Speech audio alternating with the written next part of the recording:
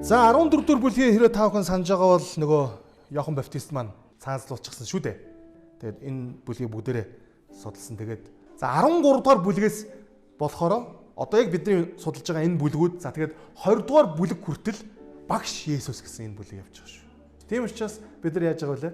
Нөгөө сургаалт үлгэрүүдийг те бүлэг болгон дээр уншаад судлаа явсан шүү дээ. За 15 дугаар бүлгийн эхлэлд болохоор фарисеучуд болоод хуулийн багш нар Есүс дээр ирээд за тэгээд дахиад зөрчил үүссэн. Та бүхэн санаж байгаа бол хэдэн бүлгийн өмнө яасан бэлээ? Есүсийн шавнарыг шабат өдөр тариан түрүү шувтраад идчихсэн чинь бас ирээл маргаан үүсгэсэн тий. За энэ бүлэг дээр бас яг ижилхэн Есүс дээр ирээд таны шавнар юунд ахмадын ёс заншлыг зөрчинвэ гэсэн байна. За энэ өгүүлбэр бол их онцгой өгүүлбэр шүү. Шинэ гэрээн дээр яг ийм өгүүлбэр байгаа. Ахмадын ёс заншил гэж байгаа. Тухайн үед ямар ахмадын ёс заншил байсан юм бол? Ямар ахмад Библийн багш нар, Библи судлаач нар ямар ахмадууд нь ямар ёс заншлаа ингээд хууль дүрм шиг дагуулдаг байсан юм бол гараа угаахгүйгээр юм идэж болохгүй гэж. Энэ нэг тийм муу юм алгалтай. Тэд талах хэрэгтэй гараа угаахгүй юм аа гэсэн байна. Өнөөдрийн одоо яг тэрс масаа бид нэг корона туулаа гарцсан хүмүүсийн үед бол те гараа угаана гэдэг чинь тийм муу зүйл биш. Энэ ахмадын ёс заншил бол айгүй зөв ёс заншил байгаа байхгүй. Хүүхдүүдээ гараа цэцэрлэгт хүртэл заадаг шүү дээ. Гараа яаж зөв савндаж угаах вэ те хумсаа яаж цэвэрлэх вэ гэд. Ямар ч гэсэн Есүсийн цаг үед ахмадын ёс заншил гээд хоол идэхээс өмнө гараа заавал угаах хэрэгтэй гэдэг ийм ёс заншил байсан байна. Тийм байгааз Есүс ч энийг мэдчихсэн байна. Тэр хариуд нь тэдэнд яагаад та нар өөрсдөө ёс заншлийнхаа төлөө Бурхны тушаалуудыг зөрчинвэ гэсэн байна. Та нар ингээд нэг юм ахмадын ёс заншил гэдэг нэг юм тушаал гаргачаад тэрийг Бурхны тушаалаас дээгүүр тавиад байх юм гээд Есүс нэг жишээ татсан.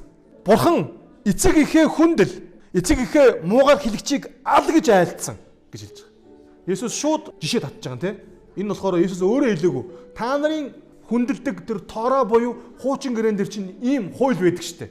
Гэтэл та нар хэрв хэн эцэг эсвэл ихтэй та нар тусалж магадгүй байсан өөрийн ямар ч зүйлээ Бурханд өргөсөн гэж хэлнэ. Тэр нь эцэг ихээ эсвэл ихээ хүндлэх хэрэггүй гэдэг гэж. Ахмадын ёс заншил нь ямар заншил гараад ирсэн бэхээр те. Аав ээжтэй өгж болох байсан зүйлээ Бурханд өргөцөө. Бурханд илүү хэрэгтэйсэн, Бурханд өргөцөө гэсэн тохиолдолд бол заавал нэг эцэгийнхээ үнэлээд авах шаардлагагүй гэдэг ийм тушаал гаргацсан байна. Бурханд өргөнөд чи гэсэн үг тухайн үед сүмд өргөн шүү дээ. Сүмд өргөнөд чинь тэрийг хийн анх уу? Фарисеучуд, хуулийн багш нар эсвэл тахилч нар лаавна гэсэн үг байхгүй. Тэгэхээр хүмүүсийн эцэг ихээ хүндэлж хүртэл өргөдөг зүйлсийг хамаагүй эцэг ихтэй өгөхгүй ч болно. Сүмд аваад ир гэж өөртөө хуульчилчаад түүнийг мөрдүүлэх гэж шаардаад байсан байна. Та ээжтэй аавдаа амар гой бэлэг бэлдсэн байсан чинь пастор чинь те үгүй наа чинь Бурханд хэрэгтэй надаа өг гэдэг яах вэ те үгүй хоч аавдаа өгөхгүй Бурханд өгнө пастортай авчирна гэдэг те ямар санагтав. Яг л ийм сүмтэй болцсон байсан байгаа хөө тэр үед. Та нар ийхүү ёс заншлийнхаа төлөө Бурханы үгийг хүчингү болголоо гэж. Залхаа хүмүүс Исая та нарын тухай зөв шийдүүлсэн юм. Ингэхдээ энэ ард түмэн намайг амаараа хүндэлдэг гэвч тэдний зүрх надаас алс хол байдаг. Тэд хүнээс гарсан тушаал зааврыг сургаж надад дими хоосноор мөргөж байна гэсэн гэвэ. За ингээд Исая номын 29 дугаар бүлгийн 13 дугаар ишлэлийг Есүс иш татсан байна. Хүнээс гаргасан тушаал зааврыг сургаад Бурхныг хүндлэх, Бурхнаас имэх тэр зүрх сэтгэл нь Бурхнаас яасан гэж байна. Асар холдсон гэж хэлж байна. Таны амьдралд өнөөдөр Библиэс даван гарсан, Библийн дээр тавигддаг ямар зарчим, ямар сүсэг бишрэл, ямар мухар сүсэг, ямар зан үйл таны амьдралд байгаад таныг ингээд чөдөрлчөөд байна. Уул нь итгэж хүний үед мэдээд байдаг. Гэтэл нэг дагахгүй болохгүй юм шиг. Уул нь итгэж хүний үед болохгүй дэ гэж бодоод байдаг. Гэтэл нэг хүүхдэд ширгэлэх ёстой юм шиг. Шүн үйлээд байгаа учраас те. Уул нь Библиэлд болохгүй. Гэхдээ л нэг монголчууд ингэдэг учраас гэж бодоод тэрийг хийх гээд байдаг ч юм. Ямар зан заншил, мухар сүсэг, ёс журам таны амьдралд ингээд таныг дөнгөлдөг вэ? Итгэж болсон цаг мөчөөс тэр бүхэл дөнгнөөс салах хэрэгтэй байхгүй юу? Бүрэн чөлөөлөгдөх хэрэгтэй байхгүй юу?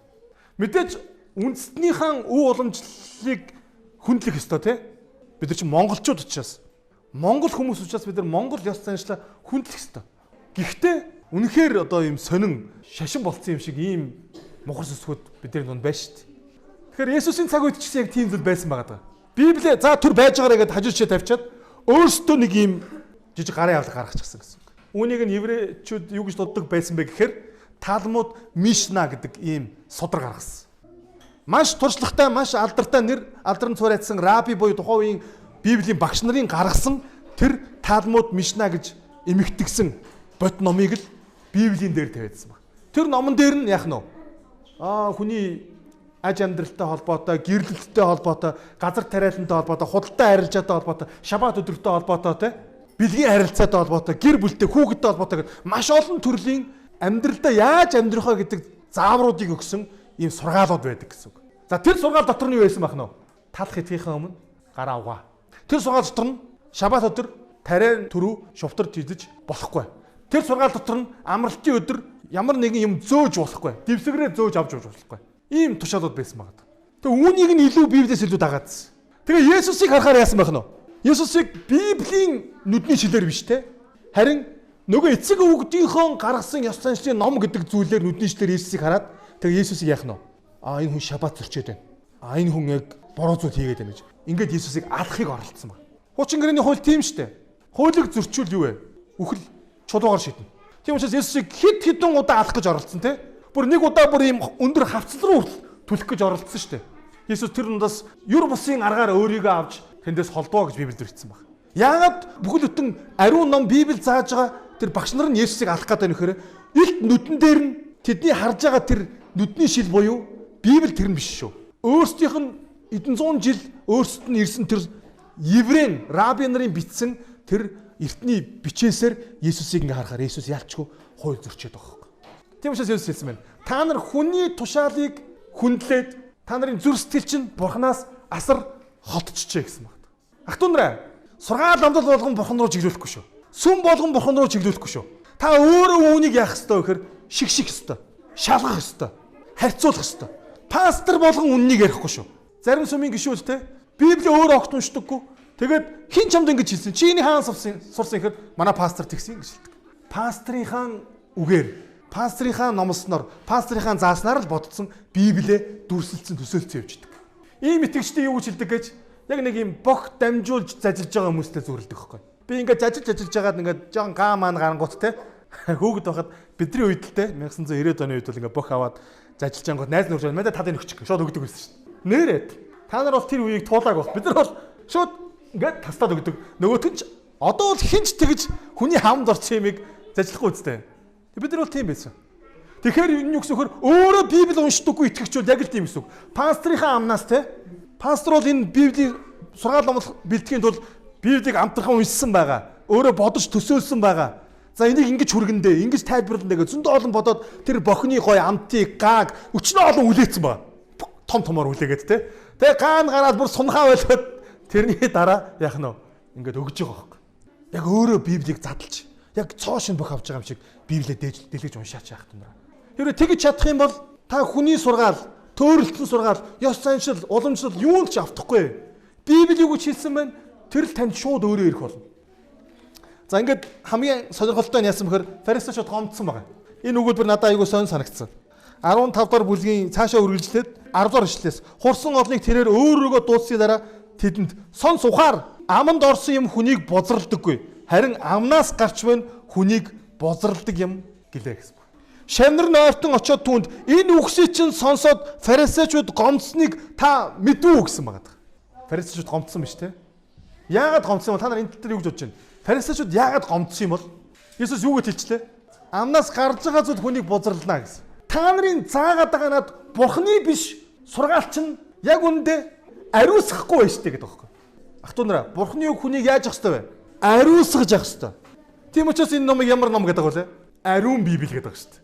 Ариун Библийг сонссон хүн, ариун Библийг хүлээж авсан, ариун Библийн сургаалыг ойлгосон хүн ариусч ах хэвээр байхгүй. А Есүс юу гэж хэлсэн бэхээр энэ хүмүүсийн амнаас гарч байгаа зүйл бол харин яагаад гэж бузарлаад байна гэдэг байна. Яг бол Бурхны үг биш учраас. Бурхны үгнээс өөр ямар ч үг хүнийг ариусгах чадахгүй. Библиэс өөр. Та ногоон дээрх, цагаан дээрх аюуш юу гэдэг вэ? Ямар ч ном уншуулсан гандаа ороод аль нь ч таныг ариусгахгүй. Зөвхөн Библи ариусгана. Иохан номдэр ингэж хэлсэн байгаа. Иохан номын 17-гийн 17. Та бүхэн чэйжлэр аюу амархан шишэл. Иохан 17-гийн 17. Үнэн дотор тэднийг ариусгаач.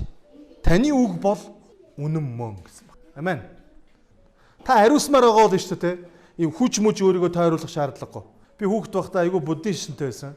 Тэгэл эмээгээ дагаад жил болгон энэ ганданд ороод хүж мүж арц марцын бүгдийг аваад хүслийн модонд нь хуруугаа ээж залбираад тэгэл нөгөө хүжээ арцаа ингээл өөрийгөө гурав тойруулаад аршаанаар нь нүрэ бүтэн бие бүтэн угаагаа шавшаал ингээл өөрийгөө ариусчаад айгүй итгэдэг байсан. Тэгээ би үннийг олж авсан. Библиэс өөр Бурхны үгнээс өөр хүнийг ариусгах хүч чадалтай ийм зүйл өөр байхгүй мэн. Есүс хэлсэн байна. Тэнгэрлэг эцгийн минь тариагүй аливаа ургамал үндсээр суглагдана гэсэн. 13 дахь шилдэг. Шавнар нь уул очиж байгаа шүү дээ. Фарисеучуд таны наад хэлсүүгээ чинь сонсоод амар гомдсон байж таа гэсэн чинь Есүс юу гэж хэлсэн бэ? Тэнгэрлэг эцгийн минь тариагүй аливаа ургамал үндсээр суглагдана гэж. Гомдсон хүмүүстээр ийм үг хэлвэл бүр амар хүнд тусна байсан тий. Эдгээр хүмүүс миний эцгийн тарьсан тэр ургац хураах зүйл биш ээ. Үндсээрээ суулгадана. Та нар зэрлэг суулгаж үзсэн үү? Зэрлэгийг ингээд навчин тасдуул нэмэргүй шүү дээ. Буцаад урган тий. Зэрлэгийг яах хэрэгтэй байдаг? Үндсээр нь сугадатна. Дахиж ургахгүй. Есүс фарисеучдыг бол зэрлэг ургамалтай зүрэж байгаа юм. Эцэг тариагүй 2-7 хоног бид нар судалж эзэн юу гэж хэлдэг вүлээ? Дайснууд үүнийг хийжээ. Ууланд буудаа тариалсан. Гэсэн чинь хогийн ургамал дунд нь ургацсан тий. Хоёулаа зэрэг ургажийг цаг нь ирэхээр эхлээд ажилчдаа хогийн ургамлыг нь бүгдийг нь зулгаа гэж хэлнэ гэж. Эзний тариагүй, Бурхны тариагүй бүх аливаа ургамал үндсээрээ суулгадана. Тэднийг орхих гэсэн байна. Тэдэнд бити ач холбогдлог. Зүгээр март орхих. Тэд бол сохруудыг удирддаг сохрууд юм. Хэрвээ сохор нь сохроо удирдвал тэд хоёулаа нүхэнд унах болно гэсэн байна. За энэ бас Иесус маш алдартай хэлсэн үг. Сохор хүнийг ямар хүн хөдөлж явах хэрэгтэй вэ? Хараатай хүн те. Би хүүхд байхдаа яг хажуудлын айлынхаа эчин оров гэдэг эмээг баян ингэж сугадж явдаг гэсэн байхгүй. Хөгжлийн бэрхшээлтэй харааны. Тэгэл тэтгэвэр нь буухаар дагуулаад банк явна. Зах явъя гэхээр сугадаад зах явна. Яагаад гэхээр тэр аягүй надад өгөөчтэй байсан. Эмээ мөнгөтэй. Тэгэл намайг ингээд сугадаад явхаараа дандаа гой юм авч өгөн те. Цагаан самар мамар тухайн гоё юм тэрл байлаа л да. Цагаан самар мамар чангаанз мангаанз гэл хатаасан ийм банаа манаа тийм авч өгдөг гэсэн. Тэгээ би хараагүй хүнийг те ингэж хөтөлж явах тал дээр би бол мэрэгсэн. Яаж хүнийг ингэж те зэрэгцэж ижлэхэн алах уу? Яаж тэр хүнийг шатаар алхуулах уу? Яаж хаалгыг онгоолгож өгөх үү? Яаж авах гэж байгаа юм дүрсэлж хилж өгөн те. Энэ ийм тийм байна. Энэ ийм зүйлээ ийм юм байна гэл бүх юмыг авч өгнө. Тэгэл юмыг өргөөл ингээл авчиж өгдөг. Хүүхэд байх та. Одоо өсвөр насны хүүхэд байх та гэсэн үг. Сохор хүн эзэс сохрыгоо дуудаад хоёлоо зах орё гэж хэлэхгүй. Хараатай хүн л хэрэгтэй. Тэгэхээр энэ үндэстнийг энэ ард түмнийг удирдаад байгаа сэхэтнүүд нь гэж хэлээ. Одоо цагаар бол тий. Боловсралтай хүмүүс нь, эрдэм номтой хүмүүс нь, мэрэгэн түргэн хүмүүс нь өөрсдөө сохор байна гэж хэлээд байгаа байхгүй. Энэ ард түмэнд хараатай удирдагч хэрэгтэй. Нүхэнд унахааргүй тий. Нүхийг тойроод гардаг тийм хөтөч хэрэгтэй гэж Иесус хэлсэн байна. Петр түүнд энэ сургаалт зөвлөлийг бидэнд тайлбарлаж өгөөч гэсэн. Есүс та нар мөн л ойлгохгүй хэвээр байна уу? Ам руу орох алив зүйл гидсэнд ороод арилдгийг ойлгохгүй байна гэж юу? Хэрвээ амнаас гарах зүйл зүрхнээс гарч тэдгээр нь хүнийг бузралдаг. Зүрхнээс хорон муу бодол, аллаг, завхаарал, садар самуу, хулгай, худал гэрчлэл, гүтгэлэг зэрэг нь гардаг. Эдгээр нь хүнийг бузралдаг. Харин гараа угаалгүй идэх нь хүнийг бузралдаггүй гэж хэлсэн. Израильчууд бол өөрсдөө айгүй тийм ариун үндэстэн гэж өөрсдөө үздэг байсан. Тийм учраас өдөр бүр ерөөсөө ийм хайр үндэстнүүдийг бузар гэж үздэг байсан. Еврей хүн л биш бол хөвч хөндүүлээгүй бол Израиль биш бол бус хүмүүсийг бузар гэж үздэг байсан. Тийм учраас ийм бузартахаас айгүй айдаг. Хог зэмсэг хүүрэнд хүрдэггүй, цуснд хүрдэггүй ингээл Израильчуудын хуучин гэрээний тороог судлах юм ерөөсөө бузартан бити өөр уймаа өвчтөнгөөс хол бай те. Хүүрэнд бити өөр, цогцонд бити өөр, мал амтнд, бузар амтнд бити өөр, зүгээр бузартанд бити өөр гэдэг. Өөрсдөө л ийм ариун байдлыг хүсдэг. Бурхан ч гэсэн яг үнийг хүссэн. Би ариун учраас та нар ч гэсэн ариун бай гэж хэлсэн. Гэтэ энэ сүулдэ ингээд бүр ингээд яах нь вэ? Бүр туушраад явсан баг шүү дээ. Зүгээр гараа угаахгүй идчихэд бузарчихна гэж боддог байсан. Тэгээ би бузарчж байгаа юм чинь би Бурханы ивэл өрөөлийг авч чадахгүй те. Болчихно гэж ингэж айсан байгаад байгаа. Ер нь бол хэд хуваа хичээсэн байгаад байгаа. Гэтэл яг үндэ тэд нар өөрсдөө амнасаа гарч байгаа үгээрээ л уулж байгаа хүн болгоноо бузарлаад явж ирсэн аа. Тэд өөрсдийгөө хараагүй. Есүс үүнийг нь илчилж өгсөн байхгүй. Би гараа угаахгүй хоол ичүүд би бузарчсандаа гэд өөрсдөө л амар ариун байх гэдэг. Гэхдээ амнаас нь гарч байгаа тэр үг болгоно нь Бурханы үг биш. Хүний үг. Библиэд бичгтэйг үг. Тэгээ тэр үгээрээ яах нь вэ? Бусдыг ариусгах биш. Бузарлаад явж ирсэн баг. Тийм учраас Есүс үүнийг нь илчилсэн. 15 дахь бүлэг 3 хэсэгтэй. Эхний хэсэг нь энэ. Одоо бид нар 2 дахь хэсгийг яриад дуусна. 3 дахь хэсэг нь бол ярих шаардлагатай. 3 дахь хэсэг нь болохоор нөгөө Есүс 5 талх 2 дасаар 5,000 хүнийг хооллохдоо их төстэй түүх. Зарим Библи судлаач нар бол энэ түүх өмнө босон түүхийг дахиж давтсан гэж ингэж үздэг. Зарим Библи судлаач нар үгүй энэ тусдаа өөр үйл явдлаа. Шал өөр үйл явдал. Ягаад гэхээр энэ болохоор 7 талхтай. Тэгээд хүмүүсийг хооллоод үлдсэн сагсыг ингээд цуглуулхад 7 том сагс дүүрсэн. Тэнд 4,000 ирчүүд байсан гэдэг. Том мэдээллийн үед ингээд жоохон зөөрөөд байдаг. Өмнөх мэдээлэл болохоор 5 талх байсан. 5,000 хүнийг хоолсон. Тэгээ 12 сагс үлдсэн. Гэхдээ зарим хүмүүс ингэж тайлбарлав. Үгүй энэ ижлэгэн түүх байсан. Яагаад вэ гэсэн чинь нөгөө 5 талх 2 загас гээд 7 юм байгаад байгаа хэвээр. Тэгээ энийг ерөөхдөө 7 гэд ингээд илэрхийлж байгаа нь энэ өөрөө ягаад гэвэл энэ дэр хідэн жижиг загас гэж хэлсэн байгаа байхгүй. 7 тэгээ хідэн жижиг загас гэж хэлсэн. Энэ юу гэхээр энэ нөгөө хідэн жижиг загас гэдэг нь 2 загас уусан ингээд нийлүүлээд 7 хоолол байна гэж илэрхийлсэн. Ингээд зарим бие судлаач нар ингэж тайлбарлах гэдэг. Энэ нэг түүхээ гэдэг. За тэгвэл нэгэн дээр нь 12 сагс, нэгэн дээр нь 7 сагс үлдсэн биш. Энийг юу гэж тайлбарлах гэдэг гэхээр тэр сагс гэдэг грек үгийг хараарай. Тухайн үед илэрхийлж ирсэн 2 өөр төрлийн сагс байсан юм аа. Яг үндэ тэр 7 сагс гэдэг нь тэр 12 сагсыг бол арай том сагс байсан юм аа гэж ингэж тайлбарлах гэдэг. Үндсэндээ үлдсэн хэмжээ нэг ижлэхээ. Нэг нь 12 арай жижигхэн сагсанд, нэг нь 7 арай том сагсанд үлдсэн гэж. Хоёулаа тусдаа 2 удаа болсон түүх үү эсвэл үнэхээр нэг түүхийг арай өөрөөр бичсэн үү мэдэхгүй. Тэгээ Библиэр заавал яагаад нэг болсон түүхийг 2 удаа бичих ёстой гэж.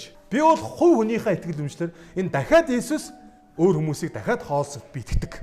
Гэхдээ ийм бас өөр олон ургалч үзэл байдгийг бүгдээ мартаж болохгүй те. Зарим хүмүүс бол энэ нэг түүх гэж хэлдэг. За ямар ч тач бүгдээ голын түүх буюу гол түүх дээр одоо очие. Энэ түүх айгүй тодорхой маш цөөхөн ишлэлтэй 21-с 28 дор ишлэл байгаа. Есүс тэндээс явж хаанаас явсан байх нь? Нөгөө фарисеучуудыг гомдоосон тэр газараас явсан биз дээ. Есүс яг энэ явдлын өмнө шүн нууран дээр алхаад ингээ Галил нуурын нөгөө өөр нэг хэрэг болох Генесарет гэдэг газар ирсэн гэж бид нар өнгөрсөн 7 хоногт дуусгаж ирсэн. Тэгээд тэнд Есүсийн дээлэнд хүмүүс хүрээд идэж ирсэн. За Есүс тэндээс яваад хаашаа очисон гэж байна. 20 өдөр ишлэлээр Тир болон Сидоны нутагт очив гэж хэлж байгаа. Таны Библийн арт талд юу байгаа? Газрын зураг байгаа. Хэрвээ Библиэд бол тэгээд Тир Сидон гэдэг нь болохоор яг Галил нуураас ингээд чанх дээшээ яваад ингээд тэнд Тир Сидон гэд газар дундын тэнгисийн ирэг дээр байдаг ийм хотууд байгаа. Харамсалтай нь би яг энэ газар руу өнгөрсөн жил очиж чадаагүй. Би газрын зургийг харахаар миний хамгийн хоошоо очисон хотууд гэхээр Магдал, Кан, тэгээд Капернаум, Назар энэ хотууд байна. Тэгээд дахиад дээшээ нэг явсан бол уул нь Тир Сидон орох байсан байл. Дааш тэгж яваагүй. Ямар ч тач Библиэд үгүйснээр бол энэ газар нутаг маань харь үндэстнүүдийн нутаг байсан. Еврей бус хүмүүс амьдардаг ийм газар.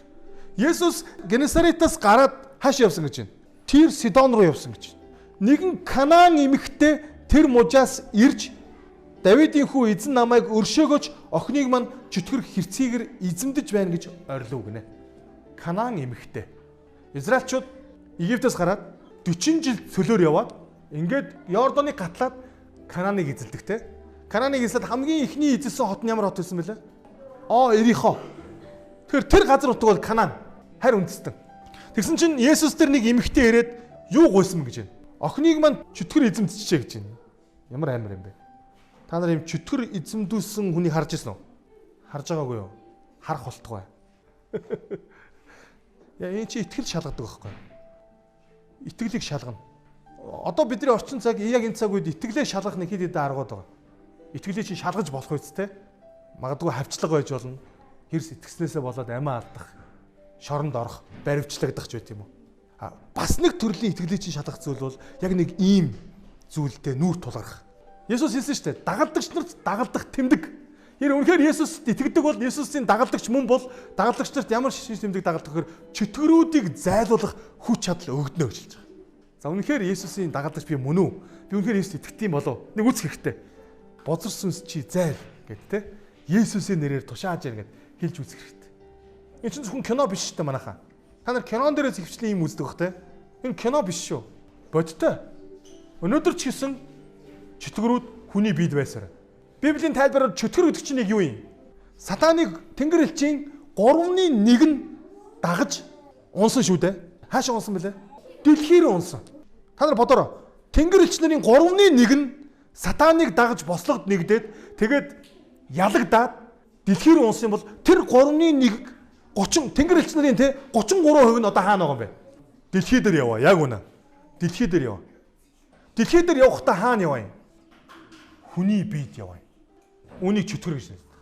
Бүгдээ Марк номын 1 ишлэг харъя. Марк номын 16-гийн 9. 7 хоногийн эхний өдөр тэр эрт амьлаад эхлээд Магдалийн майрд үзэгдэжээ гэж байна. Есүс майрд шүглсэн 7 чөтгөрийг зайлуулсан юм а гэж байна. Хэдэн чөтгөр гэж байна? 7. Ямар ч гэсэн Магдалийн майр гэдэг Библиэр гардаг энэ Есүсийн эмэгтэй дагалдагч бол Есүстэй уулзахдаа 7 чөтгөртэй байсан ба шүү дээ. Есүс тэрийг нь зайлуулсан. Библиэр олон түүх байдаг шүү дээ. Есүс Декаполис гэдэг газар ирсэн чинь Түмэн гэдэг хүн те байдаг. Легион гэж байгаа юм. Түм гэдэг чинь монголоор хэд юм бэ? За ажээ. 10, 100, 1000 түм. Тэгэхээр 100000 гэсэн үг юм шүү те. Тэр хүн юу ч хэлсэн бэхээр миний дотор 100000 чөтгөр орчод байна гэсэн ба. Хинч дийлдэггүй тэр хүнийг гав дөнгө зүүсэн ч гэсэн тас татчихдаг. Тэгээд оршуулгын газар явж идэг өөрийгөө те зүсээд ингэ байждаг. Нүүр царай амар өсмөс нь амар те. Есүс тэр хүнийг чөлөөлөөд тэгээд тэр чөтгөрүүдийг юу руу оруулдаг вүлээ? Гахаар руу оруулдаг шүү дээ. 2000 гахаар руу оруулдаг. Нэг хүнийг чөлөөлөхийн тулд 2000 гахаар оруулаад тэр 2000 гахаа шууд ус руу унж өгдөг. Бурхан таныг аврахын тулд 2000 гахаа байтугайг золиослж чадна. Тэр Библиэр чөтгөр тэмдэглэсэн олон тохиолдол байдаг. Нэг удаа Есүс ууланд гараа залбирчаа бууж ирсэн чинь шавнар нь чөтгөр тэмдэглэсэн хүүг идгэж чөлөөлж чадахгүй таруулзаад твтж яхад нь Есүс хурж ирээд шавнараа зэмлдэг шүү дээ. Ямар өчүүхэн итгэлтэй юм бэ та нар. Тэгээд чөтгөрийг зайлуулж хүүг идгэж өгдөг. Аав нь хэлдэг танаа шавнар өчнөө олон цаг ноцолдлоо чадсангүй.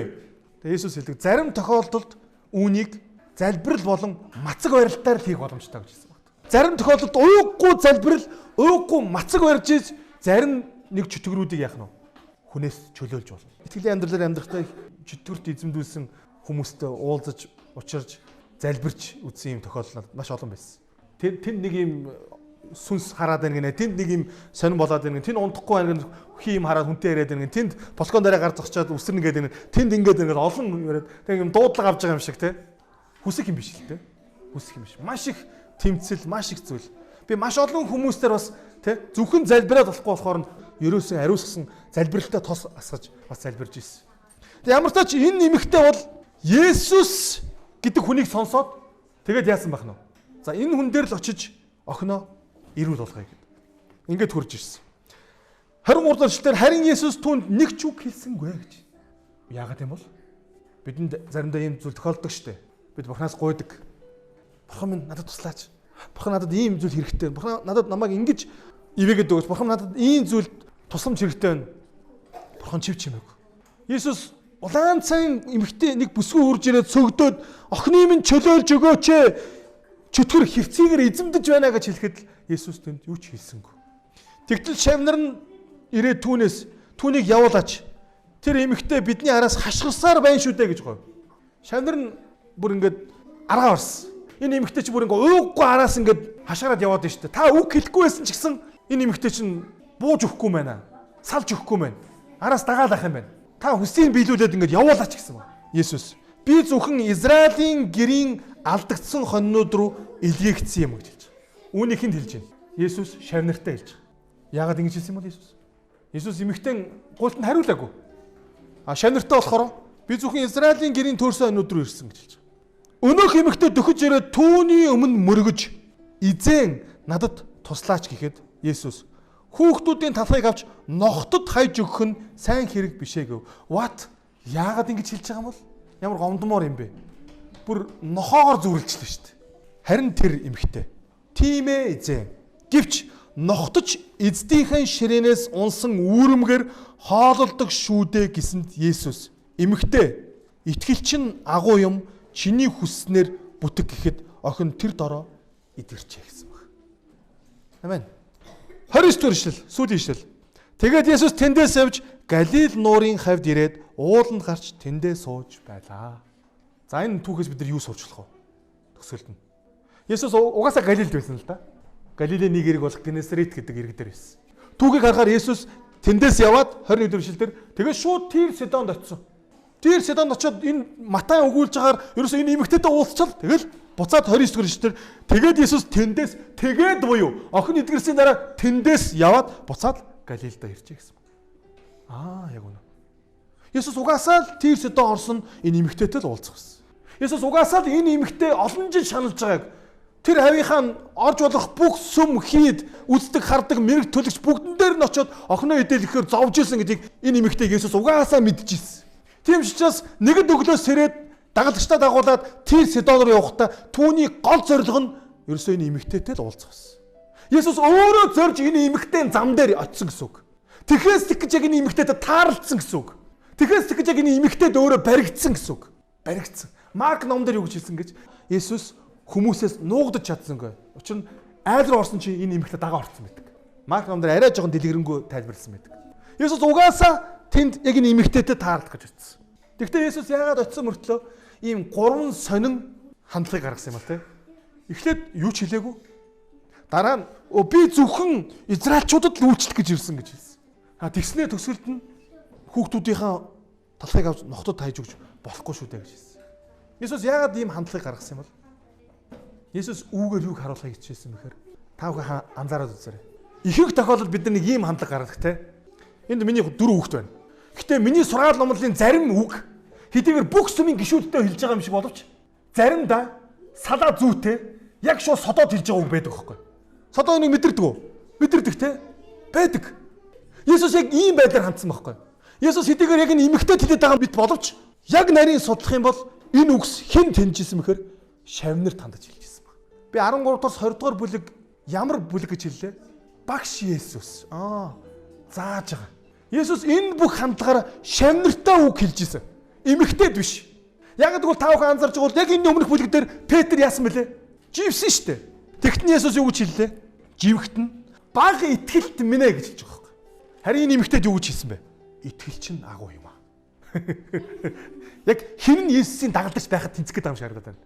Петр үү эсвэл энэ Канаан эмэгтэй юу? Энэ бол дагалдагч нарт харуулах гэсэн, мэдрүүлэх гэсэн хичээл байсан. Хэрвээ Есүс нэг удаа хандахад нь Есүс чив чимээгөө өнгөрөхөд ихэнх хүмүүс бол за энэ хүн намайг тоохгүй мэн дөө яваад. Бид нар ч гэсэн бурхантай ингэж ханддаг. Бид нэг удаа залбираад тэгэл бурхан ямар нэгэн дохио өгөхгүй, хариулт өгөхгүй, ямар нэгэн гайхамшиг бүтээхгүй болчихгол бид нар шууд бурханд эргэлзэж эхэлдэг. Бурхан та хоёр нь байд юм уу? Харин энэ эмэгтэй тоохгүй байсан ч гэсэн өөрийг нь бүр хараагүй юм шиг дуурахгүй өнгөрсөн ч гэсэн энэ эмэгтэй яасан бэ? Араас нь орилоод ирсэн те. Шавнар нэлсэн шүү дээ. Энэ эмэгтэйг холдуулаач юм чиг араас яваал шүү дээ.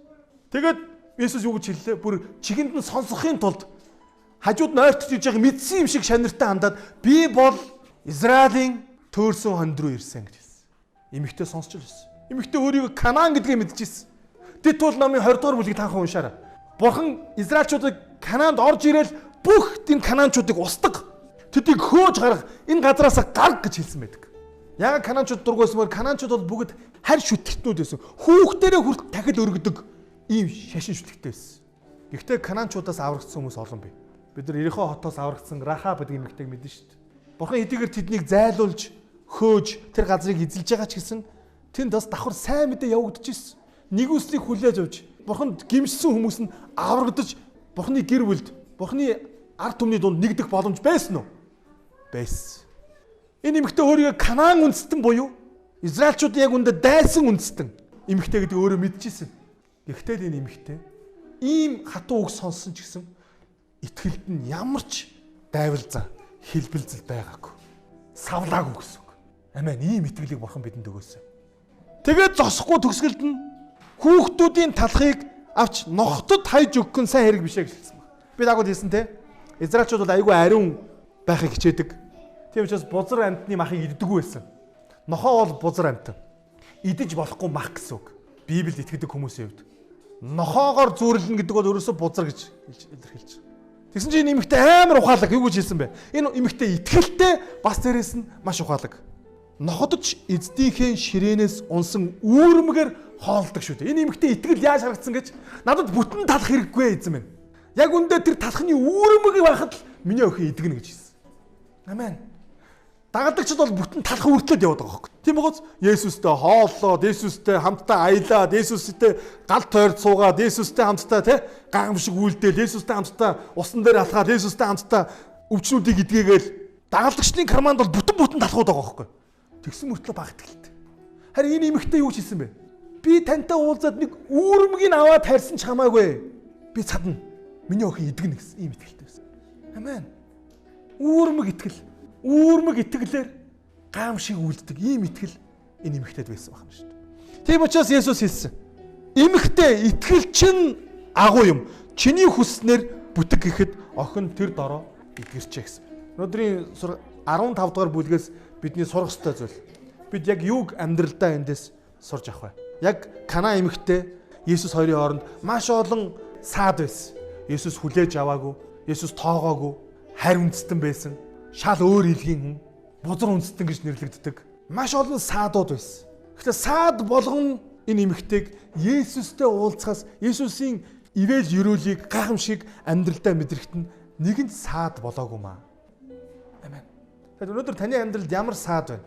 Яг Есүсээс те амьдралдаа тэр ширээнээс нь унах тэр үүрэмгийг авахад таны амьдралд ямар саад байна?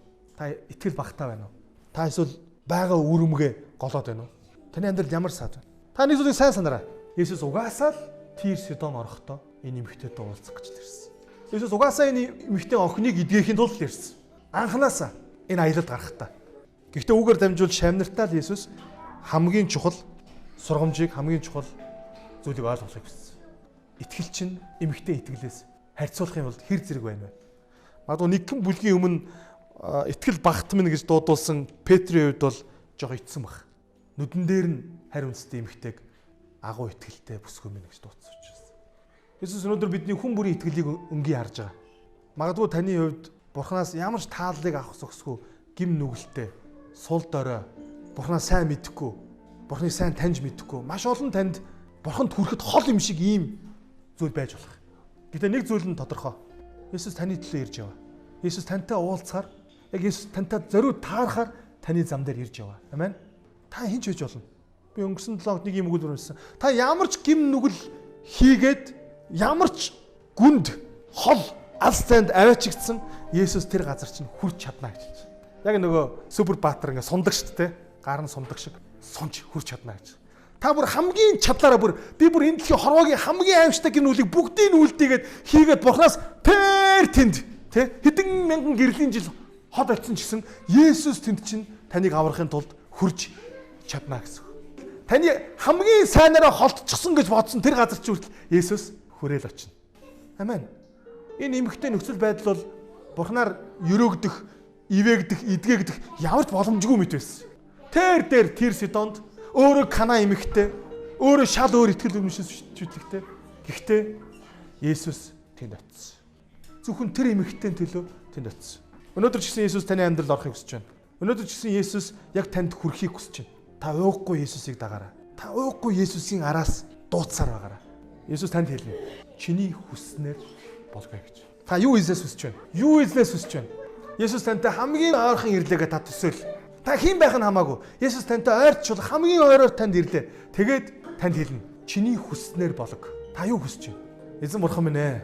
Бид яг одоо Матай номын 15 дахь бүлэг дээр гарсан тэрхүү Канаан эмэгтэйн түүхээс таныг ямар гайхалтай хайрын бурхан, хайр инэрлэр дүүрэн бурхан бэ гэдгийг бид ойлгож ухаарлаа.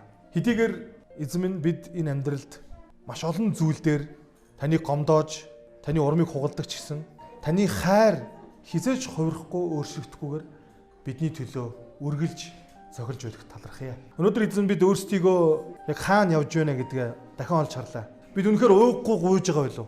Бид үнэхээр ууггүй дагж байгаа байлоо? Бид үнэхээр надад үүрмэг байхад л хангалттай гэсэн итгэлээр танаас зуурсаар байгаа байлоо?